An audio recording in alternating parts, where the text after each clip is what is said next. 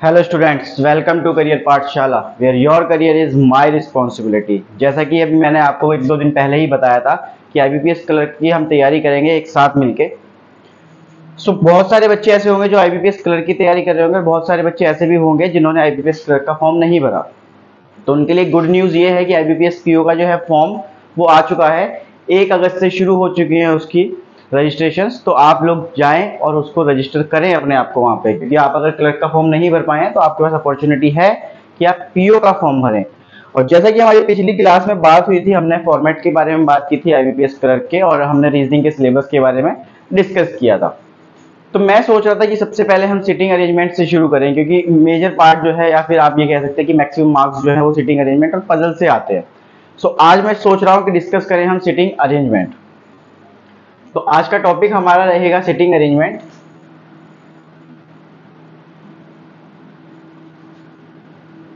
Sitting arrangement आज हम sitting arrangement के बेसिक जानेंगे और क्वेश्चंस हम अगली क्लास से शुरू करेंगे। ठीक है, तो आज अच्छे से समझ लेंगे कि किस लेटर का मतलब या किस वर्ड का मतलब क्या होता है यहाँ पे। तो आपको अच्छे से समझ लेनी है चीजें एक एक करके, और फिर उसके बाद हम अगली क्लास में, या फिर मतलब आप कह सकते हैं कल, हम क्वेश्चंस करना शुरू करेंगे। ठीक है, तो मैं चाहूंगा कि आप लोग अच्छे से तैयारी करें और अपना एग्जाम जो है वो क्रैक करें पहली ही बार में।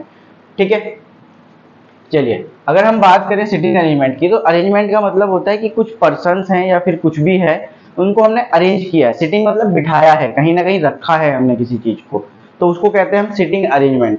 मतलब किसी चीज को हमने सेट कर दिया कि ये चीज यहाँ पे बैठेगी और ये चीज, पर्सन्स को ले लो आप जैसे, तो पर्सन्स को हमने फिक्स करना है कि इसकी सीट ये है, इसकी सीट ये है, एंड देन सबको एक एक सीट बांट देनी है हमें। तो सिटिंग अरेंजमेंट कई टाइप का होता है। तो सबसे पहले हम बात करेंगे लीनियर की बात। ठीक है, तो आप समझिए यहाँ पे लीनियर है, एक लीनियर रो है। अब लीनियर रो है तो उसमें बोला जाएगा आपको कि एक लीनियर रो है जिसमें कुछ पर्सन्स बैठे हैं।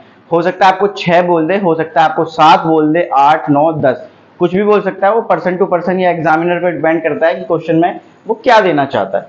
तो सबसे पहले आपको एक लीनियर रो बनानी है वहां पे, और जितने भी वो पर्सन्स बता रहा है, अगर वो 8 पर्सन्स बता रहा है तो आपको 8 पर्सन्स ऐसे करके बना लेने हैं। 1 2 3 4 5 6 7 8। आपको 8 की 8 सीट्स बना लेनी है, जिससे कि आपको ये पता चल जाए कि इन 8 के अलावा जो है पर्सन्स कहीं नहीं बैठने वाले। क्योंकि अगर आप इन सीट्स को नहीं बनाएंगे तो आपको कहीं ना कहीं ये रहेगा कि पर्सन कौन सा कहाँ पे बैठेगा, लास्ट में कौन है, पहले कौन है।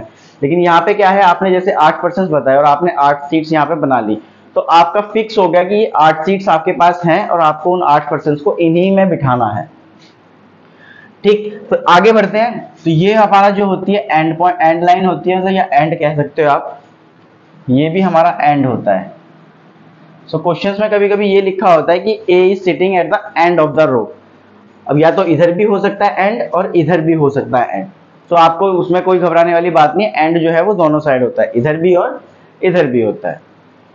दूसरी बात कि हमें हमेशा क्या करना है, दो सीक्वेंस लेके चलने ही चलने हैं। मतलब हम 2 कंडीशंस लेके चलेंगे ही चलेंगे, एक इधर और एक इधर, क्योंकि ऐसा हो सकता है कि कहीं पे आपको कंडीशंस जो है वो एक गलत हो जाए। तो दूसरी कंडीशन आप क्या दोबारा से बनाना चाहोगे?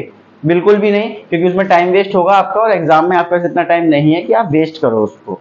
तो आपको दोनों कंडीशंस जो है वो एक साथ ही लेके चलनी है, जिससे कि आपका अगर एक कंडीशन गलत होती है कहीं पे जाके, तो आप दूसरी कंडीशन को आराम से बना सकें। ठीक है, हाँ, तो अब आगे बढ़ते हैं। सॉरी। सो आप सपोज करिए यहाँ पे अगर मैं आपसे बोलूं कि ए के राइट में सेकंड पर बी बैठा है, ए के राइट में सेकंड पर बी बैठा है, तो आप कहीं पर बना सकते हैं? अभी बिल्कुल भी नहीं बना सकते। आप सपोज करो अगर आपने यहाँ पे बनाया, ए के राइट में सेकंड पे बी बनाया, तो क्या ये सही है? हम श्योरिटी के साथ कह सकते हैं नहीं। क्यों? क्योंकि ए यहाँ भी आ सकता है, फिर बी यहाँ भी आ सकता है, ए यहाँ भी आ सकता है, बी यहाँ भी आ सकता है। मतलब बहुत सारी जगह है ए और बी के लिए। तो मैं अपनी मर्जी से कहीं पे भी ए को या बी को नहीं बिठा सकता हूँ, जब तक कि मुझे बिल्कुल श्योरिटी ना मिल जाए कि ए कहाँ बैठेगा और बी कहाँ बैठेगा। इतनी सी लाइन से सिर्फ मुझे ये समझ में आता है कि ए के राइट में सेकंड पे बी है। सेकंड पे मतलब एक पोजीशन, एंड देन दूसरी पोजीशन पे बी ही बैठा होगा। लेकिन मैं ये नहीं बता सकता कि ए कहाँ पे बैठेगा और बी कहाँ पे बैठेगा। अगर वो ये कह दे कि ए जो है वो एंड पॉइंट पे बैठा है और हाँ सॉरी, ए जो है वो एंड पॉइंट पे बैठा है, तब मैं बिठा सकता हूं कि ए यहां पे होगा और बी यहां पे होगा, या ए यहां पे होगा और बी यहां पे होगा। यहां तक बात ठीक है। अब देखो क्या होता है कि अभी तो हमने ये जान लिया कि एंड पॉइंट है, ये है। अब क्वेश्चन में क्या होगा कि आपको गिवन होगा कि या तो 8 के 8% जो है वो नॉर्थ देख रहे हैं, या तो 8 के 8% जो है वो साउथ देख रहे हैं। अगर सारे के सारे पर्सन नॉर्थ देख रहे हैं, सपोज करो सारे के सारे पर्सन नॉर्थ देख रहे हैं,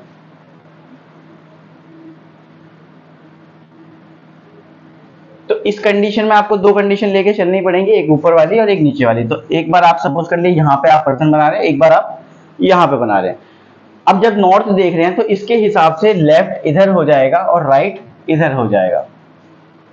अगर यहाँ पे पर्सन का लेफ्ट और राइट की बात होगी तो लेफ्ट इधर होगा और राइट इधर होगा। आपके हिसाब से नहीं होगा, मतलब आपका लेफ्ट किधर है या आपका राइट किधर है उसके अकॉर्डिंग नहीं होगा, इन पर्सन के अकॉर्डिंग होगा कि इनका फेस किधर है, उसी हिसाब से आप उनका लेफ्ट या उनका राइट होगा।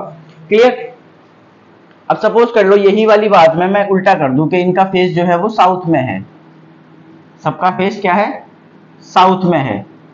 तो अब ये क्या है, साउथ में फेस है, तो इनके राइट और लेफ्ट बदल जाएंगे। अब साउथ में फेस होगा तो उस हिसाब से लेफ्ट इधर हो जाएगा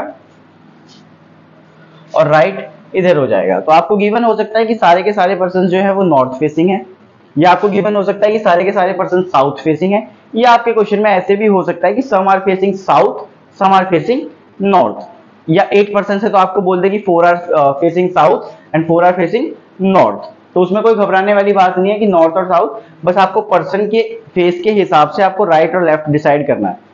सबसे बड़ी बात, आप एक बात और समझिएगा, जब नॉर्थ फेसिंग होगा तो राइट हैंड से अगर वो कह रहा है कि राइट हैंड से थर्ड पे है या फर्स्ट पे है सेकंड पे, तो राइट हैंड मतलब ये कि first second third fourth fifth. अगर वो लेफ्ट हैंड से कह रहा है कि लेफ्ट हैंड से कोई पर्सन, जैसे सपोज कीजिए हमने कहा कि ए जो है वो लेफ्ट हैंड से थर्ड पे बैठा है, ए जो है वो लेफ्ट हैंड से थर्ड पे बैठा है, और जब वो नॉर्थ देख रहे हैं तो लेफ्ट हैंड इधर होगा, लेफ्ट हैंड से थर्ड मतलब first second and then third. तो ए कहां पे आ जाएगा, थर्ड पे लेफ्ट से। लेकिन अगर यही बात वो कह दे कि राइट से थर्ड पे बैठा है तो first second and then third. तो हमें ध्यान रखना है कि उसने लेफ्ट हैंड कहा है या राइट हैंड कहा है। क्लियर। अगर ऐसे ही कंडीशन यहां से हो कि साउथ में देख रहे हैं, अगर वो साउथ में देख रहे हैं तो उस कंडीशन में लेफ्ट इधर होगा और राइट इधर होगा। अगर लेफ्ट इधर है, लेफ्ट अगर इधर है तो उस कंडीशन में लेफ्ट हैंड ये वाला हो जाएगा कि लेफ्ट हैंड से थर्ड पे आएगा तो इधर आ जाएगा, और राइट हैंड से थर्ड बोलेगा तो वो इधर आ जाएगा। लेकिन आपको ध्यान रखना पड़ेगा फेस का कि फेस किस साइड है। अब सपोज कीजिए आप कि आपको फेस का पता ही नहीं है, सपोज कीजिए आपको फेस के बारे में पता ही नहीं है और उसने कहा है कि ए जो है वो थर्ड पे बैठा है, किसी एंड से थर्ड पे बैठा है। क्योंकि कभी कभी ऐसा भी होगा ना कि किसी क्वेश्चन में ये होगा कि कुछ नॉर्थ देख रहे हैं और कुछ साउथ देख रहे हैं, तो उस कंडीशन में आपको नहीं पता कि राइट और लेफ्ट किधर होगा। अगर नॉर्थ देख रहे हैं तो लेफ्ट इधर होगा और राइट इधर होगा, साउथ देख रहे हैं तो लेफ्ट इधर होगा और राइट इधर होगा। बट अगर दोनों साइड में है कुछ पर्सन, मतलब some are facing north and some are facing south, तो उस कंडीशन में आपका लेफ्ट ये रहेगा और राइट यही रहेगा। तो उस कंडीशन में आप अपने हिसाब से यहाँ पे इसको लेफ्ट मानेंगे और इसको राइट मानेंगे, तो मतलब लेफ्ट हैंड एंड देन ये वाला राइट हैंड। ठीक है। तो कंडीशंस में क्या क्या बोल सकता है कि आपको डायरेक्टली बोल दे कि ए जो है वो थर्ड प्लेस पे बैठा है, वन ऑफ द एंड, मतलब किसी एक एंड से थर्ड पे बैठा है। सो या तो वो यहां हो सकता है दूसरी कंडीशन, या फिर वो यहां हो सकता है। तो इसलिए मैं कह रहा हूं कि आपको हमेशा दो कंडीशन लेके चलनी है, जिससे कि आप क्वेश्चन को जल्दी से जल्दी कर सके और गलत होने के चांसेस कम हो जाएं। क्योंकि देखो यहां भी हो सकता है थर्ड एंड ये भी बैठता है, उसमें गिवन नहीं है कि राइट से या लेफ्ट से, बट उसमें गिवन है कि थर्ड पे है, वो किसी एंड से वो थर्ड पे है, तो थर्ड यहाँ पे आ जाएगा, फर्स्ट सेकंड थर्ड, या फिर थर्ड यहाँ पे आ सकता है। तो इनके बेस पे हमें कंडीशंस को समझना पड़ेगा और फिर उसके बाद हमें करना पड़ेगा। क्लियर। अब ये तो हो गया हमारा लीनियर की बात, जो या तो नॉर्थ देख रहे हैं या साउथ देख रहे हैं, some are facing north and south. अब इसमें आपके पास एक कंडीशन और होती है जिसे हम कहते हैं दो रोज में काम होता है, मतलब पैरेलल रोज। उसमें क्या होता है, आपके पास दो रोज रहती हैं, एक ऐसे एक सिंगुलर यहाँ, और दो रोज में काम हो रहा होता है। तो 1 2 3 4 5 5% मान लेते हैं। अभी क्वेश्चन में कितने भी हो सकते हैं, अभी हम 5 मान के चलते हैं। ठीक है। सो वो कह देगा कि रो 1 में A B C D E बैठे हैं। तो मैं मान लेता हूं कि रो 1 में A B C D E बैठे हैं, और मुझे कह देगा कि रो 2 में P Q R S T बैठे हैं। जो रो 1 में बैठे हैं वो नॉर्थ देख रहे हैं, ऐसा कह सकता है वो। तो ये वाले नॉर्थ देख रहे हैं, ऊपर वाले, और P Q R S T जो सेकंड रो में है वो साउथ देख रहे हैं। तो मैं क्या करूंगा, यहाँ पे नॉर्थ बनाऊंगा, यहाँ पे P Q R S T वाले बनाऊंगा। सो एक कंडीशन मेरी ये हो जाएगी। दूसरी कंडीशन में मैं क्या करूंगा, A B C D E यहाँ पे होंगे मेरे दूसरी कंडीशन में, और P Q R S T मेरे यहाँ होंगे। सो मैं फेस बना लूंगा। जब शुरू शुरू में आप करेंगे तो आप प्लीज फेस बना लेना कि ये नॉर्थ देख रहे हैं या साउथ देख रहे हैं। क्लियर। सो देखो, दो कंडीशन हमेशा लेके चलनी है, भले लीनियर की बात हो या फिर हम जो आगे पर डिस्कस करने वाले हैं, कुछ भी हो, दो कंडीशन हमें लेके चलनी है मिनिमम। सो यहाँ पे ए बी सी डी है हमारे, और ये वाला लाइन किसके लिए, P Q R S T के लिए। ये वाला ए बी सी डी के लिए हमारा रो, मतलब ये जो नॉर्थ देखेंगे, और ये वाला हमारा साउथ के लिए। तो ध्यान रखना कि हमेशा दो कंडीशंस हमें लेके ही चलनी है। सपोज करो यहाँ पे वो कह दे कि जो आर है वो बिल्कुल मिडल ऑफ द रो बैठा है, बिल्कुल मिडल ऑफ द रो बैठा है। तो मिडल ऑफ द रो क्या होगा, ये, ठीक है। तो middle of the row are यहाँ पे आएगा। तो मैं ऐसे लूंगा, आर को एक बार इधर और आर को एक बार इधर।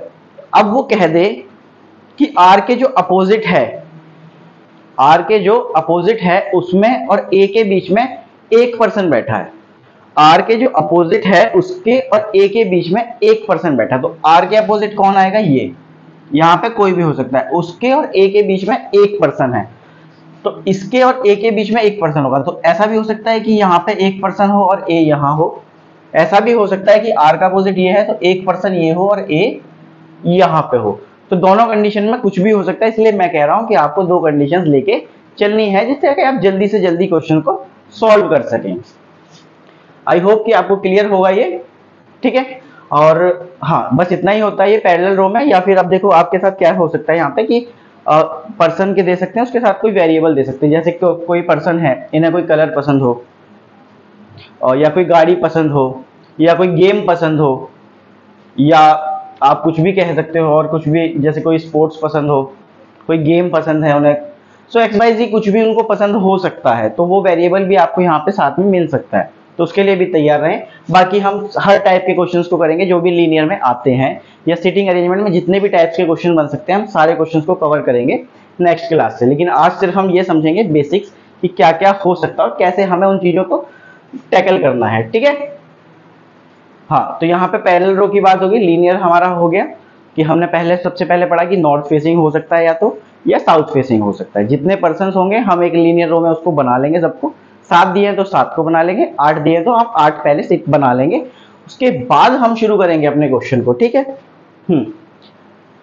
हाँ, अगर और नॉर्थ देख रहा है तो लेफ्ट और राइट फेस के अकॉर्डिंग, साउथ देख रहा है तब भी फेस के अकॉर्डिंग। अगर देखो नॉर्थ देख रहा है तो लेफ्ट इधर और राइट इधर, साउथ देख रहा है तो लेफ्ट इधर और राइट इधर।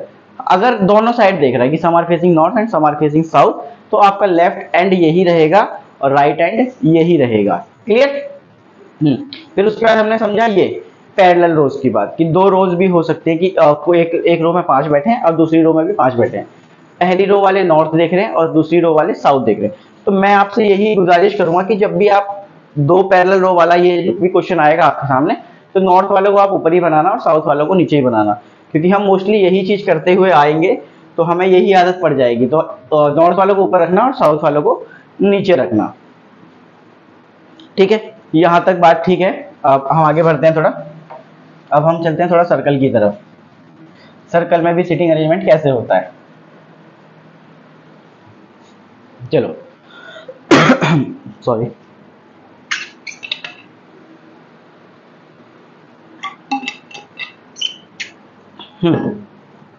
तो हम बात करते हैं अब सर्कुलर की। तो देखिए, सर्कुलर में क्या होता है कि आपके पास कुछ भी गिवन हो सकता है, मतलब 6%, 7%, 8%। लेकिन यहाँ पे एक खासियत है और बहुत अच्छी बात है कि आप सर्कुलर में कहीं से भी शुरू कर सकते हैं जहां से आपका दिल करे। जैसे जो कि आप सिंगुलर रो में नहीं कर पा रहे थे, सिंगल जो रो थी उसमें नहीं कर पा रहे थे। क्यों? क्योंकि आपको समझ में नहीं आ रहा था ना वहां पे कहाँ पे पुट करें, क्योंकि सारी चीजें अलग हो जाएंगी अगर आप सिंगुलर में पुट करेंगे। लेकिन सर्कुलर में आप समझिए कि आपके पास 8 पर्सन गिवन है और सारे के सारे अंदर देख रहे हैं। सपोज करिए कि 8 पर्सन हैं, सारे के सारे अंदर देख रहे हैं, मतलब फेसिंग इनसाइड। तो शब्द कैसे यूज हो सकते हैं? फेसिंग इनसाइड, फेसिंग आउटसाइड, और इनसाइड के लिए हो सकता है टुवर्ड्स द सेंटर, और अवे के लिए हो सकता है अवे फ्रॉम द सेंटर। ठीक है, तो इन सब लिख लीजिए एक बार। आपके पास हो सकते हैं फेसिंग इनसाइड, फेसिंग इनसाइड मतलब अंदर साइड देख रहे हैं, फेसिंग आउटसाइड इसका मतलब है कि बाहर की तरफ देख रहे हैं। ठीक है, और क्या आ सकता है? टुवर्ड्स द सेंटर, मतलब सेंटर की तरफ देख रहे हैं, या फिर हो सकता है अवे फ्रॉम द सेंटर, मतलब सेंटर से बाहर की तरफ देख रहे हैं। ठीक है, सो आपको ये याद रखना है कि ये शब्द यूज हो सकते हैं। फेसिंग इनसाइड मतलब अंदर देख रहा है, फेसिंग आउटसाइड मतलब बाहर देख रहा है, टुवर्ड्स द सेंटर मतलब सेंटर की तरफ मतलब inside, away from the centre मतलब सेंटर से बाहर की तरफ, तो मतलब आउटसाइड द सेंटर। इस चीज को ध्यान रखना बस कि अवे और ये इन सब का मतलब क्या होता है। अब सपोज करो यहाँ पे मैं वही वाली एक बात बोलता हूँ कि ए के राइट में सेकंड पे बी बैठा है। तो हम सबसे पहली बात तो ये है कि ए के राइट में सेकंड पे बी बैठा है। जिन चीजों को हम डायरेक्टली पुट कर सकते हैं हम कर देंगे, लेकिन अगर हम किसी को जैसे डायरेक्टली पुट नहीं कर सकते, अब यही वाली लाइन अगर उसमें होती रो में हमारी, तो हम डायरेक्टली नहीं बना सकते थे। क्यों? क्योंकि मुझे पता ही नहीं कहाँ पे बैठेगा, तो उस कंडीशन में हम डायरेक्टली नहीं बनाएंगे, हम इसको रफ वर्क में अपना साइड में लिख लेंगे। जब मुझे इससे कनेक्टिविटी मिलेगी या कनेक्शन मिलेगा किसी का, तो मैं पुट कर दूंगा अपनी उसमें। बट यहाँ सर्कुलर में क्या है कि इसको मैं डायरेक्टली पुट कर सकता हूँ। जैसे देखिए ए के राइट में सेकंड पे बी है, मैं बना सकता हूँ। सर्कुलर में बस यही खासियत है कि आपका जहां से दिल करे आप वहां से शुरू कर सकते हैं। ठीक है, यहां से शुरू करना चाहे यहां से कर सकते हैं, यहां से शुरू करना चाहे यहां से, मतलब कहीं से भी कर सकते हैं, क्योंकि सर्कुलर को मैं घुमा सकता हूँ, लीनियर को मैं नहीं घुमा सकता अपने तरीके से। लेकिन सर्कुलर को अगर मैं यहां से भी कर दूं तो उसके राइट में बी यहीं पे आएगा, एक का ही गैप रहने वाला है, गैप उसमें भी एक का ही रहने वाला है। लेकिन उसके लेफ्ट में अगर आप सपोज करें, यहाँ पे देखो, सपोज करो यहाँ पे 6 लोग हैं, मुझे कहा जाए कि ए के राइट में सेकंड पे बी है, तो मैं ये भी बना सकता हूँ। अब ए के लेफ्ट में कुछ नहीं है, और अगर मैं ये बना दूं तो ए के लेफ्ट में एक है, तो मैं कैसे समझ पाऊंगा कि ए कहाँ पे बैठना चाहिए, यहाँ पे या यहाँ पे? तो यहाँ पे ये दिक्कत आती है, इसलिए हम डायरेक्टली कभी भी नहीं बना पाते हैं वहां पे। लेकिन यहाँ पे कभी भी कोई दिक्कत नहीं आएगी, क्योंकि आप कहीं से भी उठा के देखो ए के लेफ्ट में कितने हैं, 1 2 3 4 5 6 7। अगर आप यहाँ पे भी ए को रखते हो, जैसे सपोज कर लो यहाँ पे ए है, सपोज कर लो कि यहाँ पे ए है और यहाँ पे बी है। ठीक है, तो अब आप देख लो ए के लेफ्ट से कितने हैं, 1 2 3 4 5 6 7, मतलब वो लेफ्ट से और राइट से उतने ही रहने हैं, तो मतलब उसमें कोई दिक्कत नहीं आएगी, इसलिए हम कहीं से भी शुरू कर सकते हैं सर्कुलर में। क्लियर? ठीक है। अब जैसे ये इनसाइड द सेंटर देख रहे हैं, अब ऐसा भी हो सकता है कि अवे फ्रॉम द सेंटर हो, अवे फ्रॉम द सेंटर हो, तो उस कंडीशन में क्या हो जाएगा, 2 4 6 8, तो ये लोग कहाँ देख रहे हैं, बाहर। अगर ये अवे फ्रॉम द सेंटर है, और मैं फिर से वही बात बोलूं कि ए के राइट में सेकंड पर बी है, ए के राइट में सेकंड पर बी है, तो आप कहीं से भी शुरू कर सकते हैं, आप यहां से भी शुरू कर सकते हैं, ए के राइट में सेकंड पे बी, आप यहां से भी शुरू कर सकते हैं, आप यहां से भी, मतलब आप 8 की 8 पोजीशन में कहीं से भी शुरू कर सकते हैं जहां से आपका दिल करे। लेकिन लीनियर में आप ऐसा नहीं कर सकते। क्यों? क्योंकि वहां पे आपको गिवन नहीं होता, ना ही आप कर सकते हैं वहां पे ऐसा कुछ, क्योंकि आपको पता ही नहीं है कि बैठना कहाँ पे है। यहाँ पे तो आप कहीं भी बिठा लो, आप किसी का अगर ए यहाँ पे, तो आप हल्का सा मोड़ भी सकते हो, तो सेम आंसर आने वाला है, उसमें कोई दिक्कत नहीं है।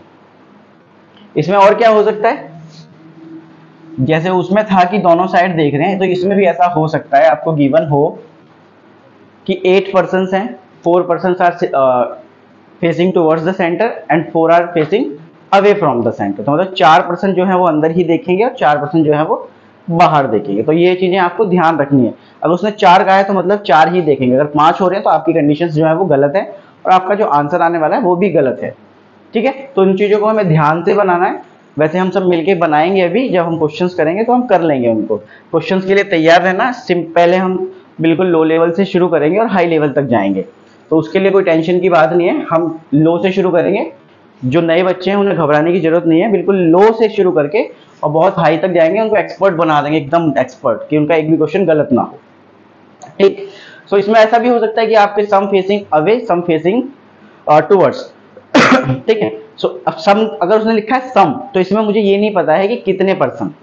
अगर सम लिखा है तो मुझे ये नहीं पता है कि कितने पर्सन अंदर देख रहे हैं और कितने बाहर देख रहे हैं। तो उस कंडीशन में क्या है, 5 अंदर देख सकते हैं या 5 बाहर भी देख सकते हैं, 3 अंदर या 3 बाहर भी देख सकते हैं। उस कंडीशन में मेरे पास श्योरिटी नहीं है कि अंदर कितने देख रहे हैं या बाहर कितने देख रहे हैं, तो उस चीज में कोई दिक्कत की बात नहीं। लेकिन अगर हाँ उसने कहा है कि 4 पर्सन अंदर देख रहे हैं, तो मतलब 4 ही देखेंगे, 5वां नहीं देखेगा। ठीक। अगली बात चलते हैं हम, सर्कल हमारा यहाँ पे खत्म होता है।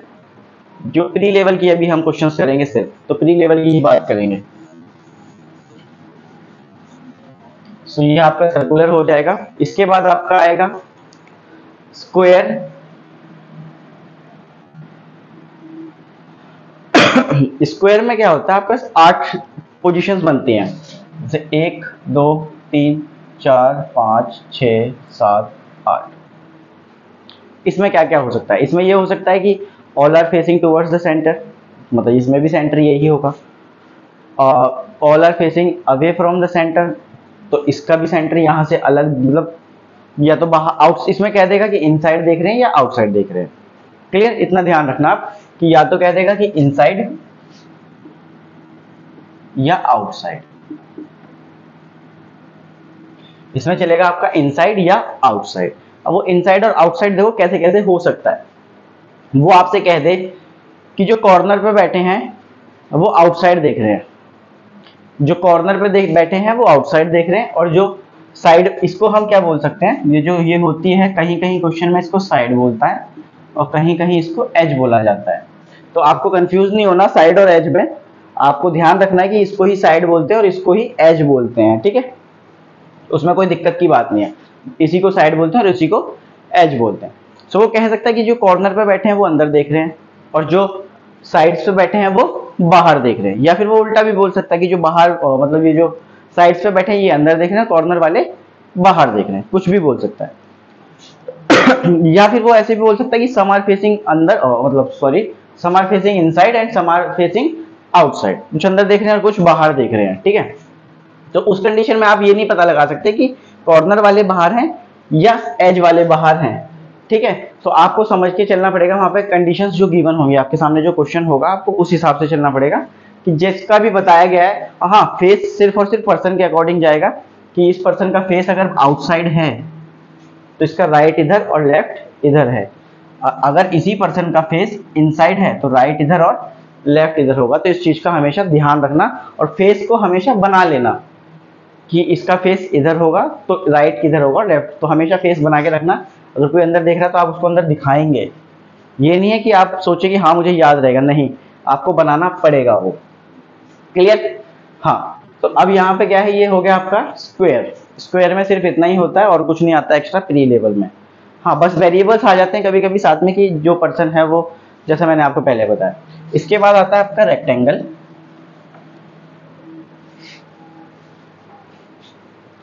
रेक्टेंगल कभी कभी आता है आपका, आता भी नहीं वैसे अब तो ज्यादा, लेकिन स्टिल समझ लीजिए। रेक्टेंगल है, इसमें भी आपका सेम 8, प्री लेवल के हिसाब से सिर्फ 8 ही आएंगे, इनसाइड और आउटसाइड बोला जाएगा। हो सकता है इन्हें अंदर करवा देख रहे हो या ये अंदर देख रहे हो या ये बाहर देख रहे हो या ये बाहर देख रहे हो, तो वो आपको इंडिकेट कर देगा। प्री लेवल में तो इतना ही आएगा, इसके ज्यादा नहीं आने वाला है। ठीक है। हाँ, लेकिन अगर मेंस लेवल की बात करें तो थोड़ा और हाई हो सकता है कि इस वाली साइड पर वो 3 बिठा दे, इस वाली साइड पर 3 बिठा दे, इस पर 2-2 बिठा दे। सो वो मेंस, जब हम मेंस की तैयारी करेंगे तब हम समझेंगे। अभी प्री लेवल की तैयारी है, सो अभी हम प्री का करते हैं। सो इसमें भी इनसाइड और आउटसाइड देखेगा और आपको ये ध्यान रखना है कि फेस किधर है, अंदर है या बाहर है, उसी हिसाब से पर्सन का राइट और लेफ्ट डिसाइड होने वाला है। क्लियर। ये हो गया आपका रेक्टेंगल, सेम है स्क्वायर की तरह ही है। अब आता है आपका ट्राइंगल। ट्राइंगल में भी आपके सिटिंग अरेंजमेंट होती है। सो ये देखिए ट्राइंगल है। ठीक, अगर ये ट्राइंगल है तो इसके कहाँ पे पर्सन बैठ सकते हैं, कॉर्नर पे, तीनों कॉर्नर पे और तीनों एज या साइड, आप जो भी बोलना पसंद करें। तो इसमें भी आपको बोल सकता है कि 6 पर्सन है, 6 के 6 अंदर देख रहे हैं या 6 के 6 बाहर देख रहे हैं, या ये कह सकता है कि जो कॉर्नर वाले हैं वो अंदर देख रहे हैं या बाहर देख रहे हैं, या कह सकता है कि जो साइड वाले हैं वो अंदर देख रहे हैं या बाहर देख रहे हैं। सो आपको कंडीशंस को अच्छे से पढ़ना है और उसके बाद ही आपको क्वेश्चन में आगे बढ़ना है। तो सपोज करो यहाँ पे अगर वो कह दे, सपोज करो कि उसने कहा कि कॉर्नर वाले बाहर देख रहे हैं और ये वाले अंदर देख रहे हैं, ये वाले अंदर देख रहे हैं। सो अगर वो कह दे कि ए जो है वो कॉर्नर पे बैठा है, ए जो है वो कॉर्नर पे बैठा है, तो आप किसी भी कॉर्नर से शुरू कर सकते हैं, जैसे स्क्वायर में कर सकते हैं हम, सर्कल में कर सकते हैं, तो इसमें भी हम कर सकते हैं कि ए जो है वो किसी कॉर्नर पे बैठा है, तो 3 ही कॉर्नर है, किसी भी एक कॉर्नर पे मैं बिठा सकता हूँ। ए के राइट में सेकंड पे सी बैठा है, तो मैं सी यहां बना दूंगा, राइट। सी के अपोजिट बी बैठा है, तो सी के अपोजिट बी मैं यहां बना दूंगा। इसमें आपको सबसे ज्यादा ये ध्यान रखना है कि जो अपोजिट है वो इसका अपोजिट इधर होगा, इसका अपोजिट इधर होगा और इसका अपोजिट इधर होगा। जैसे सर्कल में आपके सीधा सिंपल था कि ये लाइन यहां से शुरू हुई और यहां पे खत्म हुई, तो ये दोनों एक दूसरे के अपोजिट आएंगे, ये एक दूसरे के अपोजिट आएंगे, मतलब ये एक दूसरे के अपोजिट में रहेंगे, यहाँ पे पर्सन होंगे अगर, ये एक साइड अपोजिट, ये अपना अपोजिट है और ये इधर से अपोजिट रहेंगे, ठीक है। तो अपोजिट भी आपको पता होना चाहिए। हाँ, इसमें अपोजिट आपको समझ में आ गया होगा, इसका ये वाला अपोजिट होता है, इसका ये वाला और इसका ये वाला अपोजिट होता है। और इसमें तो एक लाइन जो बिल्कुल जा रही है सीधी, वो एक दूसरे के अपोजिट रहेंगे, ठीक है। ऐसे ही स्क्वायर में भी रहते हैं, एकदम डायगोनल जो जाते हैं वो एक दूसरे के अपोजिट रहते हैं, ठीक है। तो मुझे यही समझाना था आपको कि अपोजिट क्या होता है और क्या हो सकता है। देखो अब जितने भी शेप्स हैं वो सब में बन सकता है कि क्या है क्या नहीं है, ठीक है। आप पेंटागन भी ले सकते हो, पेंटागन की शेप में भी आपका क्वेश्चन बन सकता है, ऐसे हेक्सागोनल की शेप में भी आपका बन सकता है। सो किसी में भी बिठा सकते हैं, जैसे पेंटागन में आप मान लो एक एक ये कॉर्नर्स पे एक एक बिठाया, एक एक एज पे बिठा दिया, इसमें ऐसे बिठा दे एक एक एज पे और एक एक कॉर्नर पे। सो कुछ भी हो सकता है, एग्जामिनर की मर्जी है, एग्जामिनर क्या करना चाहता है अभी आपके, ठीक है। तो ये बस आपको ध्यान रखना है कि इनके फेस कहाँ है। ये वैसे आएंगे नहीं प्री में, आपके प्री में आपके सिटिंग में सिर्फ और सिर्फ या तो सिंगल रो आती है या पैरेलल रो आती है, या सर्कल या स्क्वायर, रेक्टेंगल भी नहीं आता है, ट्रायंगल भी आ जाता है कभी कभी, और कुछ नहीं आता है। सो ये आपका बेसिकली सिटिंग अरेंजमेंट है। अब कुछ वर्ड्स जो लाइंस लिखी होती हैं वो कैसे आपको यूज करने हैं। तो लाइंस में क्या लिखा हो जाता है कि सपोज ए और बी में ही हम बात करेंगे सब, तो ध्यान से समझना। जैसे लिखा है ए के राइट में सेकंड पे बी है, तो ए के राइट में फर्स्ट और सेकंड पे बी है। वो कह दे कि ए और बी के बीच में 2 लोगों का गैप है, तो हम यहाँ पे 2 पर्सन बनाएंगे और उसको हम ऐसे करेंगे, दोनों साइड में हम क्रॉस लगाएंगे, क्योंकि ये सिर्फ इसलिए लगाएंगे हम रफ वर्क के लिए, जिससे कि क्योंकि मुझे ये नहीं पता है कि ए इधर होगा या बी, मतलब कोई किधर भी हो सकता है। सो बट लेकिन ए और बी के बीच में 2 का ही गैप होगा, लेकिन यहाँ पे मुझे श्योरिटी है कि ए के राइट में ही बी होगा। क्लियर? और चीजें समझिए, आप कहीं कहीं पे लिखा होगा कि जैसे सपोज करिए आप लाइन लिखी होगी B is second to the right of A, comma who, comma who. तो ये हु के बाद जो भी लाइन आएगी ना, अब यहाँ पे हु के बाद जो भी लाइन आएगी वो ए के लिए बोली जाएगी। अगर यहाँ पे W वर्ड लिखा है हु, विच, हुम, तो जो भी लाइन इसके बाद होगी वो इसके लिए बोली जाएगी, ए के लिए। और अगर यहाँ पे हु की जगह या W वर्ड की जगह अगर एंड आएगा, अगर एंड आएगा, तो ये जो एंड लिखा आएगा उसके बाद जो भी लाइन होगी वो बी के लिए बोली जाएगी, वो बी के लिए बोली जाएगी। इस बात को बड़े ध्यान से समझना कि जो अगर हु लिखा है, अगर हु लिखा है, विच लिखा है, हुम लिखा है, मतलब W वर्ड लिखे हैं, अगर जिस वर्ड के साथ लिखा है, मतलब जिस नाम के साथ लिखा है, यहाँ पे कोई भी वेरिएबल हो सकता है आपका, तो हु के बाद जो भी लाइन आएगी वो ए के लिए यूज होगी यहाँ पे अब। और अगर हु की जगह पे एंड है किसी नाम के बाद एंड लिखा है तो ये जो एंड के बाद जो भी लाइन होगी वो पहले वाले वर्ड के लिए यूज होगी यहाँ पे। क्लियर, इसको ध्यान रखना। ठीक है, इन चीजों को ध्यान रखना, ये थोड़ी सी जरूरी है क्योंकि इसमें गड़बड़ हो सकती है आपकी।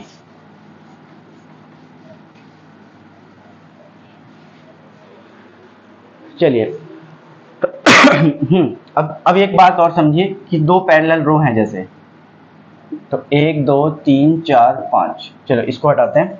सपोज कर लो यही है हमारे नॉर्थ वाले ऊपर और साउथ वाले नीचे हैं। ठीक है, सो यहाँ पे एक वर्ड यूज हो सकता है कि डायगनली अपोजिट। डायगनली अपोजिट, तो डायगनली अपोजिट जब भी अगर आएगा आपके सामने तो आप ये करेंगे कि इधर से फर्स्ट और इधर से फर्स्ट, तो ये क्या होंगे, डायगनली अपोजिट होंगे। ठीक है, इधर से सेकंड, इधर से सेकंड, ये डायगनली अपोजिट होंगे। ऐसे ही यहाँ वाला और यहाँ वाला डायगनली अपोजिट होंगे। और अगर सिंपल अपोजिट बोलेगा, सिंपल अपोजिट बोलेगा तो अपोजिट ये और ये, मतलब इसके अपोजिट ये होगा, मतलब जो सामने बैठे हैं वो अपोजिट होंगे। लेकिन अगर डायगनली अपोजिट बोल रहा है तो ये वाला इसके अपोजिट है, डायगनली। क्लियर, डायगनली में आप यहां से यहां तक बताएंगे और अपोजिट में एक दूसरे के ऊपर सामने, मतलब। या फिर आपको क्लियरली बोल सकता है कि अहेड और बिहाइंड, वो डिपेंड करता है कि आपके सामने क्वेश्चन कैसा है। बट आपके सामने सिर्फ और सिर्फ अभी यही आएंगे अपोजिट, या डायगनली अपोजिट भी बहुत कम आता है, तो आप बस लेकिन याद रखना कि डायगनली अपोजिट लीनियर में ये होते हैं। क्लियर, चलिए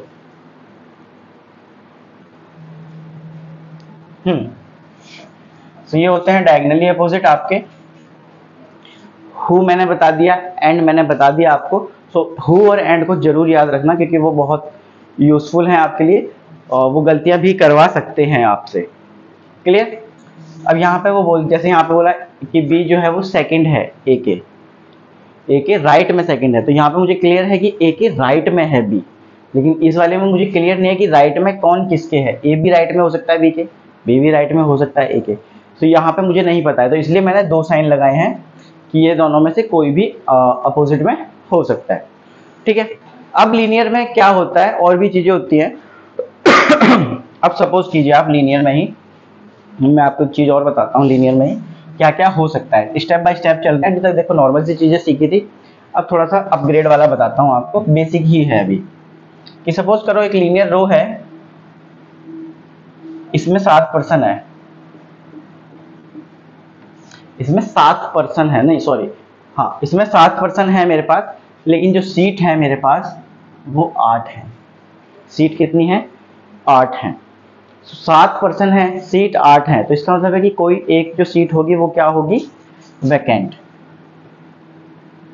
वैकेंट मतलब खाली होगी।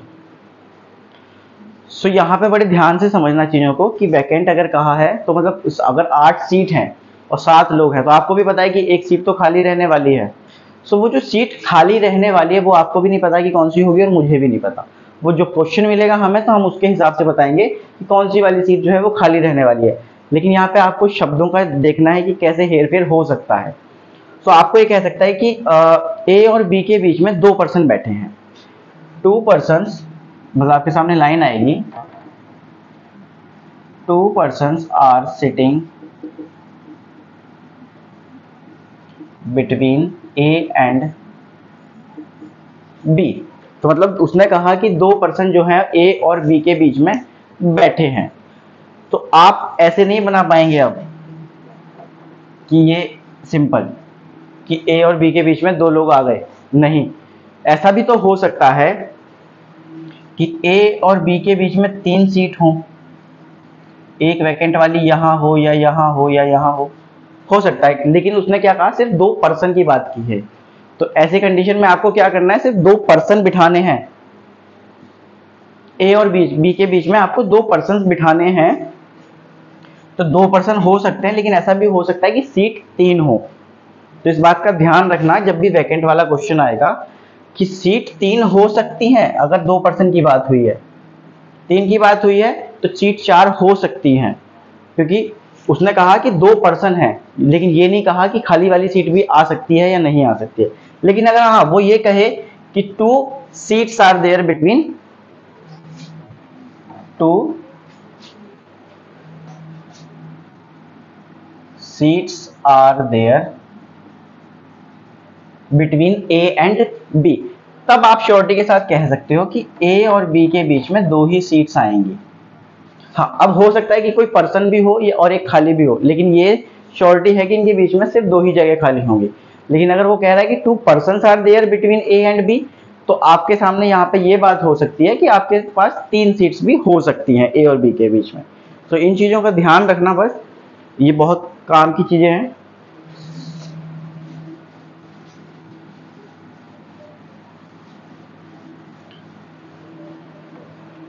ठीक है, सो अभी तक हमने बहुत कुछ पढ़ लिया है सीटिंग अरेंजमेंट के बारे में, और यही आपका बेसिक भी है सीटिंग अरेंजमेंट का, इतना ही बेसिक है।